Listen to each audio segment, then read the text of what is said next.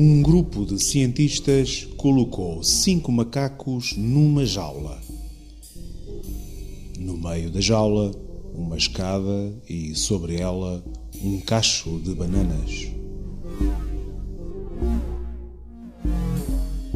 Quando um macaco subia a escada para alcançar as bananas, um jato de água fria era acionado em cima dos que estavam no chão. Depois de um certo tempo, quando um macaco ia subir a escada, os outros enchiam-no de pancada. Com mais algum tempo, mais nenhum macaco subia a escada, apesar da tentação das bananas. Então, os cientistas substituíram um dos macacos por um novo. A primeira coisa que ele fez foi subir a escada, dela sendo retirado pelos outros que lhe bateram. Depois de algumas tentativas, o novo integrante do grupo já não subia mais a escada. Um segundo macaco, veterano, foi substituído e o mesmo ocorreu tendo o primeiro substituto participado com entusiasmo na surra ao novato. Um terceiro foi trocado e o mesmo ocorreu. Um quarto e, afinal, o último dos veteranos foram substituídos. Os cientistas ficaram então com um grupo de 5 macacos que, mesmo nunca tendo tomado um banho de água fria, continuavam a bater naquele que tentasse subir a escada para alcançar as bananas.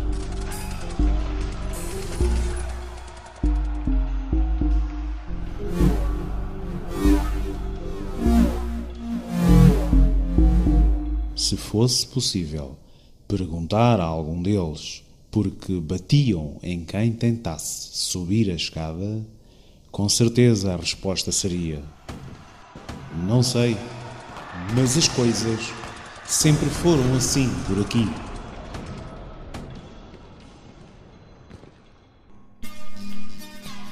Eis o poder de alguns paradigmas.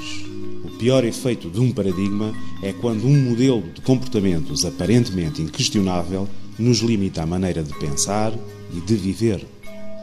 E de todos os paradigmas que hoje nos formatam o cotidiano, o que está associado ao dinheiro é, talvez, aquele que mais nos molda e, ao mesmo tempo, o que mais nos torna alienados.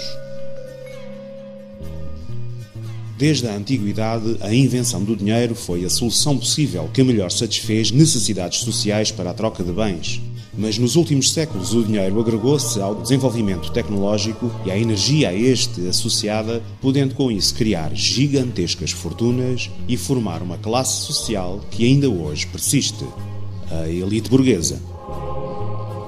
Deste modo, a ambição pelo dinheiro e pelo poder foi o principal motivo para acelerar o progresso tecnológico nas últimas décadas. Consequentemente, o dinheiro investido na tecnologia acabou por resolver, em grande parte, os problemas de escassez, bem como melhorar os padrões de vida de alguns países. Neste cenário, o paradigma baseado no dinheiro há muito que aparentemente faz sentido na nossa civilização, e daí mantermos uma ideia otimista em relação ao dinheiro como um instrumento basilar para o progresso. Mas muita coisa mudou, entretanto, e hoje esta condição já se poderá considerar um mito.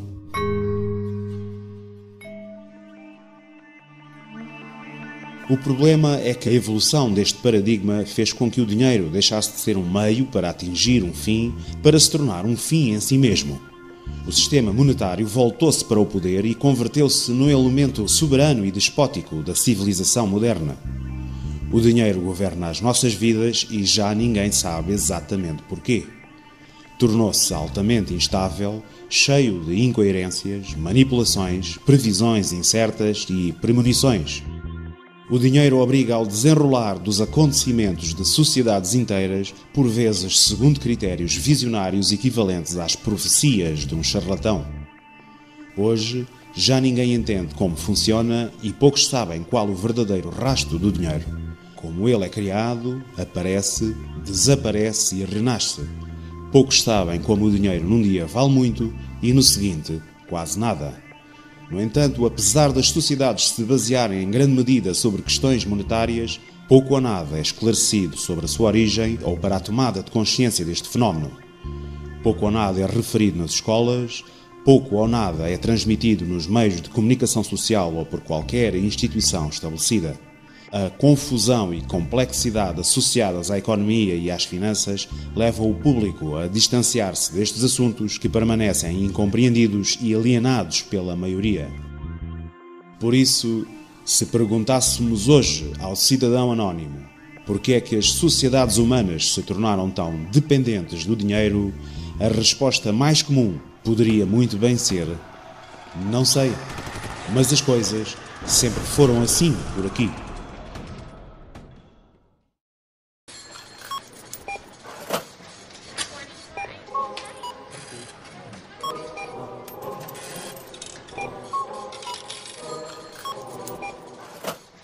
De onde vem o dinheiro é a questão que todos deveriam colocar, especialmente quando se faz crer que cada um é o principal responsável pela crise económica e é coagido a resolvê-la com mais trabalho e menos rendimento. A resposta pode parecer surpreendente e insólita, mas o processo de criação de dinheiro é, em si, simples e direto.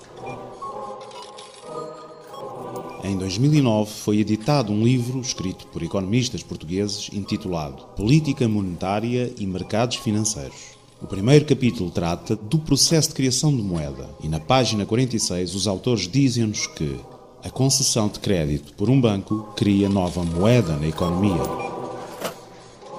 Existem vários modelos para a criação de moeda, sendo que todos eles estão baseados na concessão de crédito. Por isso, no essencial, não diferem muito uns dos outros. Vejamos como os bancos fabricam dinheiro a partir do nada, cada vez que concedem crédito.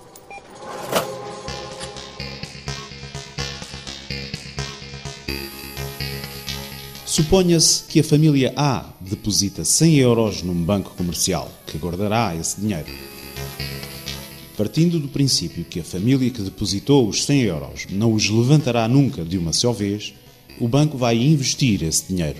Esse investimento é, de maneira geral, feito sob a forma de empréstimos. Assim, imaginemos que a família B tem a sua conta a zeros e solicita a esse banco um empréstimo. Se a família B mostrar algumas garantias de poder pagar esse empréstimo, então ele será concedido, uma vez que o banco tem interesse em colher os lucros, ou seja, os juros que daí resultam. Evidentemente que o banco empresta todo o dinheiro que tem disponível para maximizar os seus lucros através dos juros. O único limite é a chamada reserva bancária mínima, que é uma pequena quantidade de dinheiro retida nos cofres do banco. Na União Económica Europeia, essa reserva é de 2% para a generalidade das responsabilidades, mas atinge os 0% para responsabilidades específicas. Assim, dos 100 euros inicialmente depositados pela família A, ficam 2% de reserva e 98 euros são emprestados à família B. Isto significa que, como resultado desta operação de crédito, passam a existir na economia mais 98 euros de depósitos à ordem. Uma vez que os depósitos à ordem fazem parte do bolo monetário coletivo, a operação de crédito fez aumentar o estoque de moeda na economia. Temos, portanto, 98 euros depositados e creditados na conta da família B. No entanto, o banco poderá voltar a emprestar estes 98 euros. Para tal, ele terá de deixar 2% de reserva e irá assim emprestar à família C 96 euros e 4 cêntimos. Estes 96 euros e 4 cêntimos poderão ser novamente emprestados, depositados, creditados e emprestados novamente às famílias D, E, F, G e assim sucessivamente. Se nos centrarmos só nos primeiros dois empréstimos, vimos que dos 100 euros iniciais, 98 euros foram introduzidos no mercado, seguindo-se mais 96 euros e 4 cêntimos. Estamos agora com 194,04 €. Este valor é quase o dobro do dinheiro inicialmente depositado. Basta transportar este pequeno exemplo para a escala mundial, contando com produtos financeiros de alto risco de montantes exorbitantes que são diariamente especulados entre os bancos e as grandes multinacionais, para se deduzir a deficiência do sistema e a probabilidade do colapso.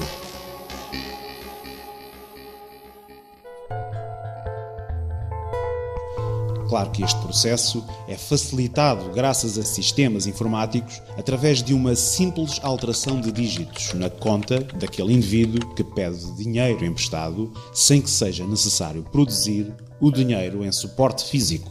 O sistema económico criou, por isso, um mecanismo que facilita a criação e movimentação deste dinheiro digital, pois os bens e serviços podem ser pagos com cheques ou por via eletrónica. O dinheiro físico deixou de ter relevância, pois 98% do dinheiro que existe no mundo encontra-se sob a forma de dígitos em computadores. Contudo, este não é o grande problema, já que é pouco importante que o dinheiro se encontre em forma de notas, moedas, dígitos informáticos, cheques ou, se quisermos, em cupões. O problema central é que o dinheiro não entrou em circulação por uma necessidade natural da economia, enquanto elemento neutro que serve para trocar os diferentes bens e serviços, mas sim como dívida a juros, perfilada como um negócio lucrativo, centrado no próprio dinheiro. Assim, enquanto todas aquelas famílias a quem lhes foi emprestado o dinheiro vão produzindo e trocando bens por algarismos informáticos, o dinheiro circula pela economia. Se a família B conseguir pagar a totalidade da dívida mais os juros, então a sua conta volta a ficar a zeros, ou seja, no ponto em que se encontrava antes de pedir o crédito. Neste caso, os 98 € que inicialmente foram criados voltam a circular sobre novos empréstimos a juros ou servem para investimentos e aquisição de empresas. Os bancos tornam-se assim acionistas de referência das grandes multinacionais. Mas é uma ilusão supor que todas as famílias obtenham este êxito, porque é matematicamente impossível todos conseguirem pagar a totalidade dos empréstimos mais os respectivos juros. Vejamos, os juros são uma certa percentagem de dinheiro exigida sobre o empréstimo de uma determinada quantidade de dinheiro. Se o dinheiro é todo aquele que existe em circulação, criado através dos empréstimos, de onde vem então o dinheiro para pagar os juros? De lado nenhum, pois este simplesmente não existe. O sistema, no seu todo, nunca voltará ao ponto inicial. Para pagar os juros, mais dinheiro terá de ser gerado, a partir do nada, através de mais empréstimos.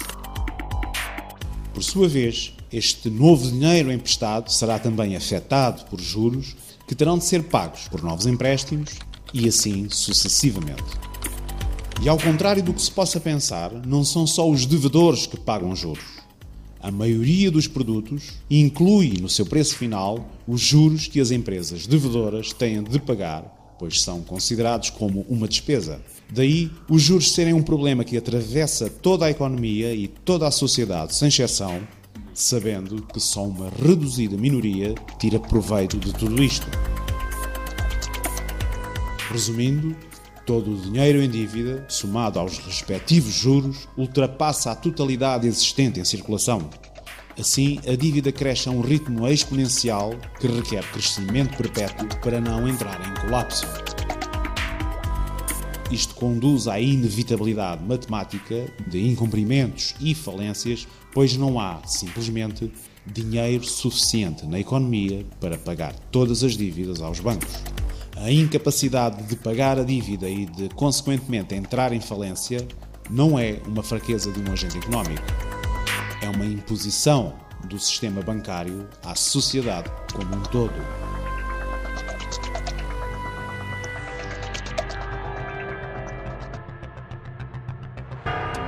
vez de se encarar o dinheiro como um simples dispositivo social que se quer estável e num formato neutro que não incorpore nenhum bem ou serviço, os juros corrompem esse princípio, convertendo o dinheiro numa mercadoria lucrativa. Sublinhe-se que o negócio que gira à volta do dinheiro não produz nada e abstrai-se dos princípios que movem o ser humano nas suas necessidades reais. Com este sistema, os bancos enriquecem desmesuradamente.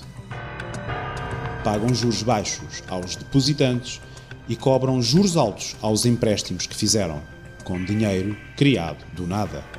É por isso que meia dúzia de famílias criam fortunas monumentais sem nada produzir. Qualquer unidade de medida que usamos no nosso dia-a-dia tem de ser estável, como por exemplo o litro ou o metro. Não faria nenhum sentido prático que um metro hoje tivesse um determinado comprimento e amanhã outro.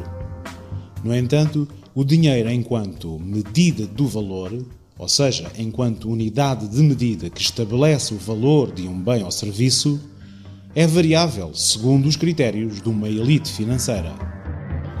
Portanto, não existe uma autoridade monetária que determine uma unidade estável ao dinheiro enquanto medida do valor. As amarras que impediam o sistema financeiro de criar dinheiro sem regra foram sendo soltas ao longo dos tempos, a última das quais em 1971, com a queda do padrão ouro internacional. Face a esta arbitrariedade, quanto mais dinheiro se cria, menos este vale. Tal como qualquer mercadoria, quanto mais há de um bem, menos este é valorizado.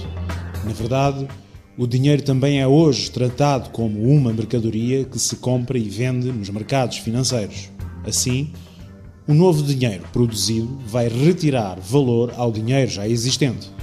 É por este fenómeno de roubar valor ao dinheiro em circulação que ocorre a inflação, ou seja, a desvalorização do dinheiro em circulação.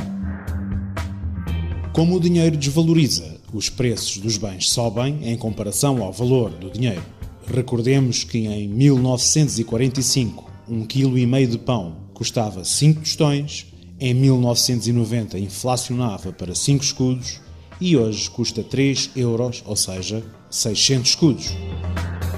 Percebido isto, é fácil entender as razões das enormes dívidas pessoais, empresariais e estatais existentes, pois com este sistema haverá sempre alguém que deverá a outrem.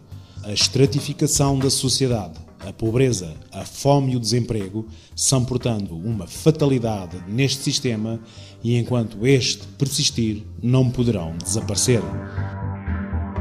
Esta é também a razão pela qual atualmente, nenhum ou poucos são os Estados que realmente não têm dívida.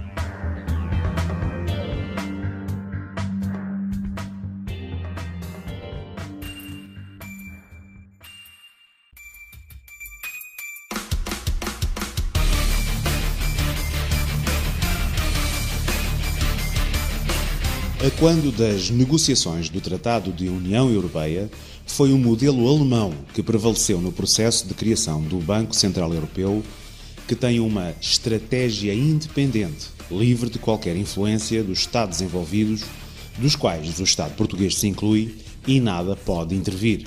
Isto é, a Assembleia da República Portuguesa não pode agir sobre o Banco Central Europeu, que detém grande parte do poder económico. No exercício dos poderes e no cumprimento das atribuições e deveres, o Banco Central Europeu, os bancos centrais nacionais ou qualquer membro dos respectivos órgãos de decisão não podem solicitar ou receber instruções das instituições, órgãos ou organismos da União, dos governos, dos Estados-membros ou de qualquer outra entidade. Se é o governo que representa o povo e tem responsabilidades perante este, não tem lógica delegar poder a uma entidade que, através do dinheiro, domina as nossas vidas conforme lhe dá mais jeito. Esta escolha, em toda a sua profundidade, significa que o Banco Central Europeu não estima como primeiro objetivo os valores da União Europeia, tais como o bem-estar dos seus povos, uma justiça económica e social, um desenvolvimento sustentável, o crescimento económico, o pleno emprego, o progresso social, a coesão económica ou a erradicação da pobreza. O objetivo principal do Banco Central Europeu é, pois, o de manter a estabilidade de preços, o que induz a que, sem surpresa, se abstenha frequentemente de fazer investimentos que possam desenvolver o país, criar emprego e reduzir a pobreza. É a usura, o lucro e a ganância que o dinheiro excita que frustra as mais bem-intencionadas práticas de responsabilidade social. Assim, a independência do Banco Central Europeu tem mais a ver com a vigarice do que com qualquer atitude pelo desenvolvimento da sociedade e dignificação do ser humano.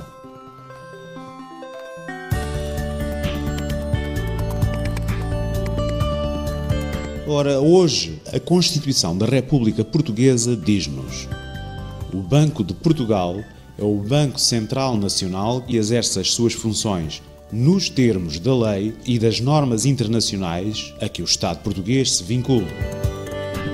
Fala-se em termos da lei, que hoje está vinculada às normas internacionais para acolher o Banco Central Europeu.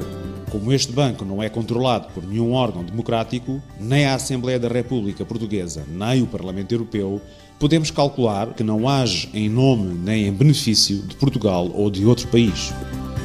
No entanto, exige a nossa Constituição que a República Portuguesa seja um Estado de direito democrático baseado na soberania popular.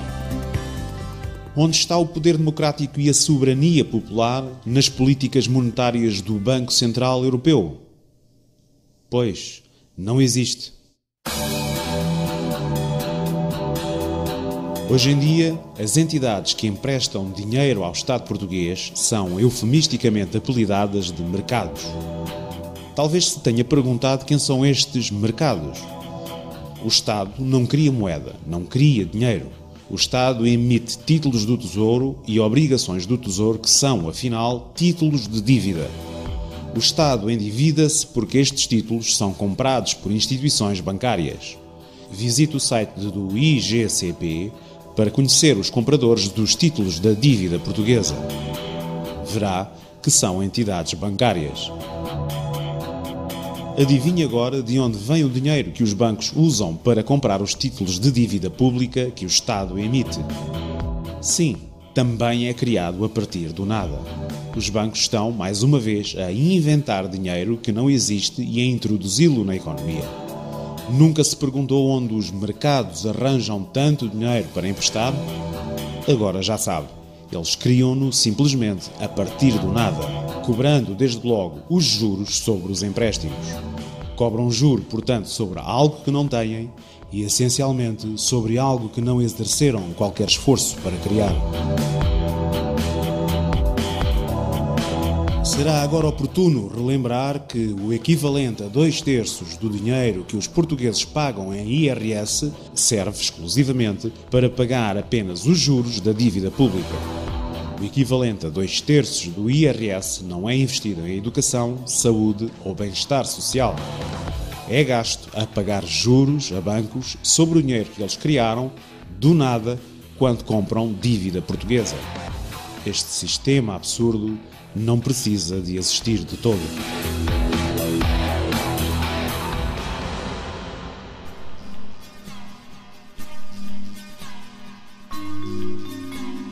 Curiosamente, este modelo de crescimento infinito afirmou-se quando a humanidade descobriu o potencial da tecnologia e dos combustíveis fósseis como fonte de energia. E foi a descoberta desta fonte de energia, outrora abundante e barata, que permitiu o crescimento exponencial. Portanto, temos um modelo económico baseado em dívida que exige crescimento infinito e, por outro lado, temos recursos finitos e esgotáveis que atualmente alimentam a atividade económica mundial.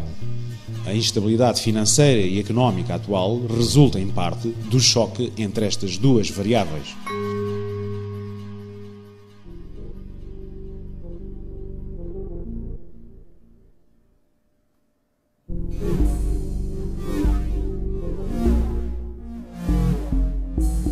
Eis em resumo como é edificado o nosso paradigma. Todo o dinheiro é criado a partir da dívida. Os juros cobrados sobre a dívida não existem na economia.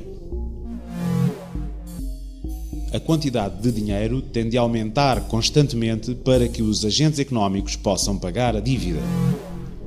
O sistema requer crescimento infinito, mas os recursos são finitos.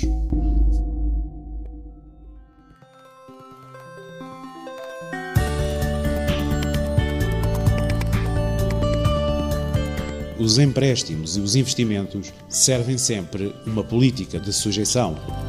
A alegada ajuda internacional a Portugal é uma ajuda que sempre custa mais a quem recebe do que a quem dá. Se na antiguidade o dinheiro, na sua funcionalidade original, promoveu as relações sociais e até o progresso da civilização, hoje é o elemento principal que separa as sociedades, isola o indivíduo e o torna egoísta, antissocial, um ser sub-humano. No entanto, o dinheiro disfarça-se de conterrâneo, de aliado, disfarça-se de iniciativa, disfarça-se de progresso, de salvador e de sinónimo de felicidade. É sobre estas máscaras que o dinheiro, enquanto elemento nuclear do sistema, corrompe a consciência do cidadão, ficando este inapto para perceber realmente em que paradigma vive. A classe média, as empresas, bem como as políticas empreendedoras, legitimaram o lucrativo negócio bancário como a matriz de toda a atividade económica. As famílias e o Estado acostumaram-se às dívidas, celebrando esta economia numa falsa prosperidade, ao mesmo tempo que nas empresas tudo se fazia para estimular o espírito aquisitivo e possessivo e deslocar a valorização do ser humano para o homem colecionador de mercadorias, enfim, para o consumidor.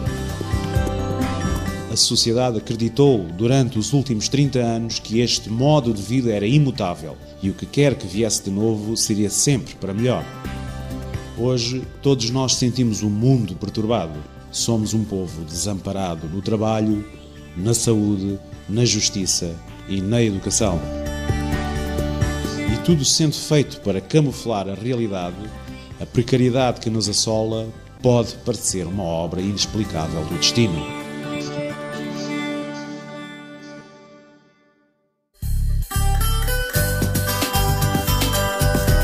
Mas um povo que se lamenta dizendo que o inimigo está no seu destino sem saber identificar o problema que o destrói, então é incapaz de encontrar uma solução.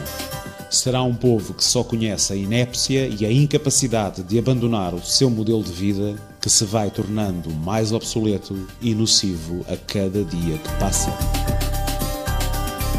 O nosso maior inimigo está embutido no dinheiro e em toda a influência que este exerce sobre nós. Enquanto não anularmos o poder do dinheiro na sua forma perversa de dinheiro a juro, estaremos condenados a um povo subserviente e subdesenvolvido.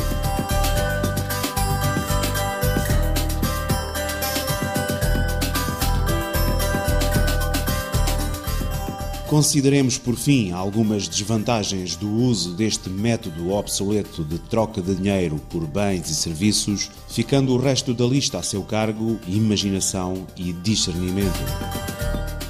O dinheiro não passa de uma interferência entre aquilo que realmente precisamos e aquilo que podemos obter. Não é de dinheiro que as pessoas precisam, mas sim de acesso a recursos. As pessoas não são iguais sem igual poder de compra. Aqueles que controlam o poder de compra têm muito maior influência na sociedade. A maior parte das pessoas são escravas dos seus empregos apenas porque necessitam do dinheiro que estes lhes garantem. A necessidade de dinheiro tem-nos trazido um aumento progressivo de corrupção, ganância, crime e de fraudes em grande escala. A maior parte das leis são promulgadas para benefício direto das grandes empresas e multinacionais, as quais têm dinheiro mais do que suficiente para constituir poderosos lobbies ou mesmo persuadir, subornando os membros dos governos a fazerem leis que servem diretamente os seus interesses. Os bens alimentares são por vezes destruídos nos chamados países desenvolvidos para manter os preços altos, já que é precisamente a escassez que provoca este aumento de preços. Existe um tremendo desperdício de materiais e uma pressão enorme na exploração de recursos existentes para responder a alterações de design e de moda, apenas para criar um mercado contínuo para os fabricantes. Muitos produtos são produzidos com qualidade inferior à que poderiam ter para o nível tecnológico atual, tão simplesmente para que deixem de funcionar mais cedo e possam vender mais produtos. Os benefícios da tecnologia apenas são distribuídos àqueles com poder de compra suficiente para a adquirir. Portugal é vítima da economia monetária.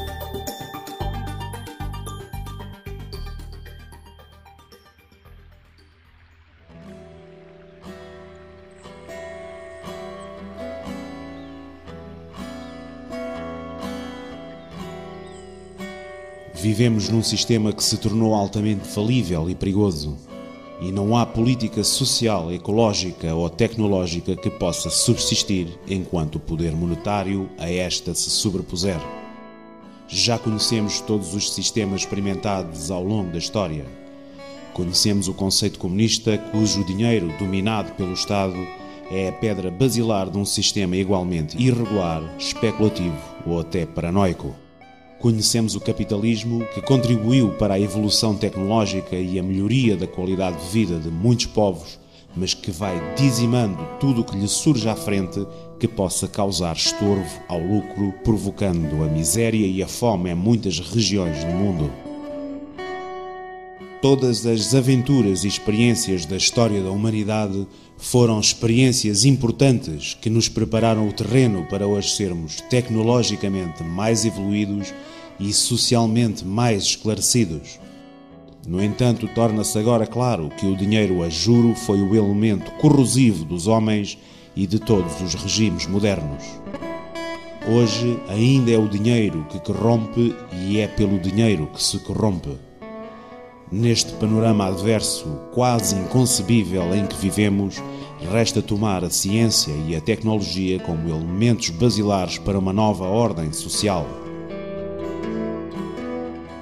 Mas antes de mais, é preciso perceber que a mudança deverá estar em nós enquanto seres sociais, indissociáveis da natureza.